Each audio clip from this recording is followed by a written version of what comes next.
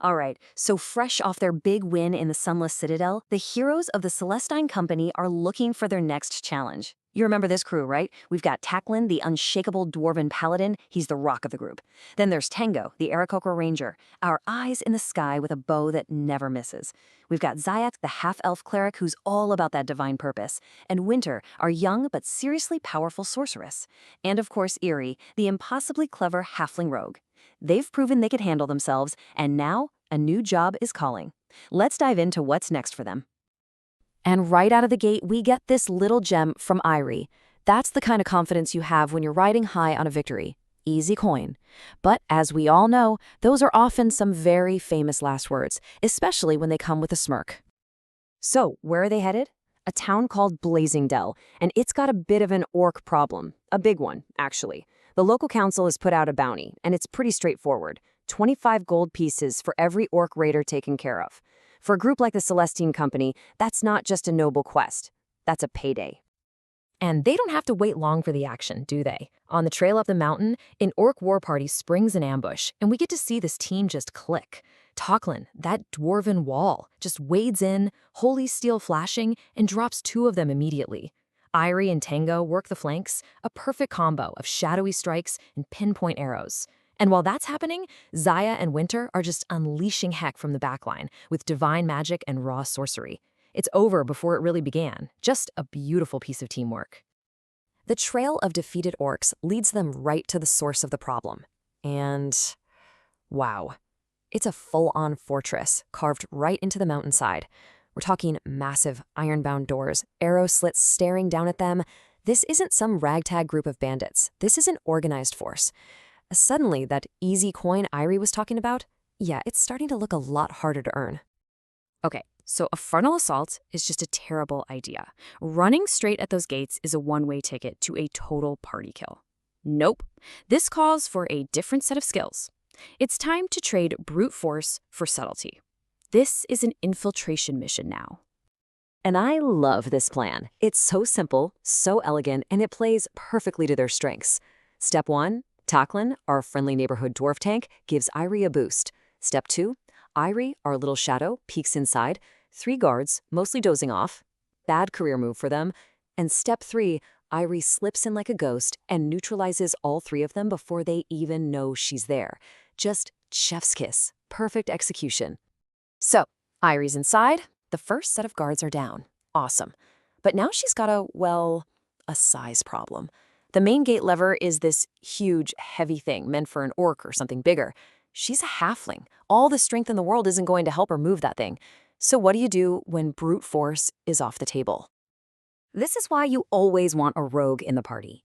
When you can't muscle your way through a problem, you get clever. And Irie, she's got more than just daggers up her sleeve. She's about to solve a physics problem with a little bit of magic. And here it is. Absolutely brilliant. She transforms into a tiny bat, flutters up to the very top of that massive lever, and then poof, she's a halfling again. Her own body weight is more than enough to slam the lever down and open the gates. The rest of the company storms in. That's just top-tier creative thinking. All right, the gates are open, they're in. But you know how it is. Getting past the front door is just the beginning. Now the real dungeon crawl starts. Room by room, corridor by corridor, and you just know there's danger waiting behind every single door. The real fight is just getting started. And they move like pros. They sweep the gatehouse first, making sure no alarms can be raised. A quick search later, and of course they find it. A hidden door. It wouldn't be a real fortress without one, would it? This one seems to lead even deeper into the mountain. The hidden passage opens up into the barracks, and bam, it's an ambush. They're staring down 5 orcs, some kind of giant dire rat, and their leader, a nasty-looking, scarred-up veteran named Yarak. Now, a veteran isn't just another orc. This guy is tougher, smarter, and he hits way harder. The fight is a close-quarters meat grinder, but the company pulls through. They're victorious, but definitely feeling that one. After that brawl, they push into a hall with this huge, ancient dwarven statue. And this is where Irie's rogue senses start tingling. She spots it, a single loose stone in the floor. Now, most people might see that and think, shoddy dwarven construction. But a rogue knows a loose stone is never, ever just a loose stone.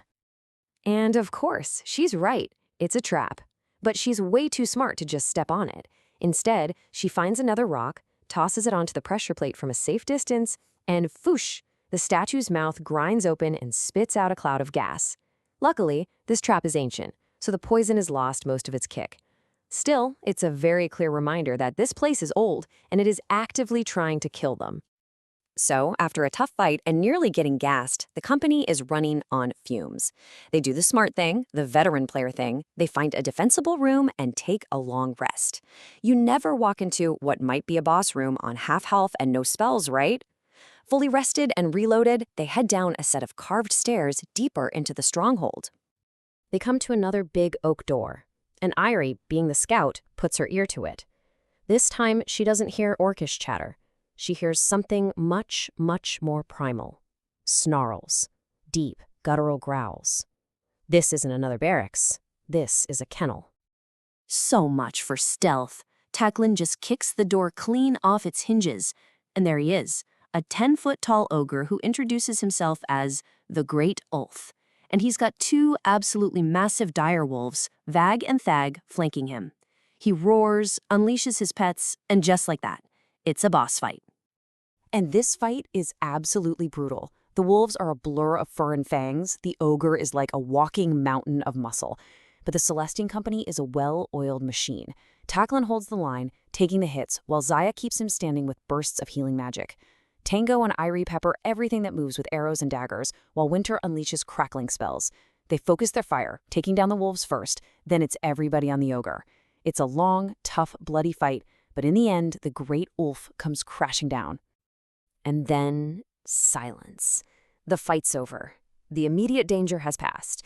Now it's time to take a breath, patch up the wounds, and, well, it's time for everyone's favorite part of the job, checking to see what kind of loot the boss was guarding.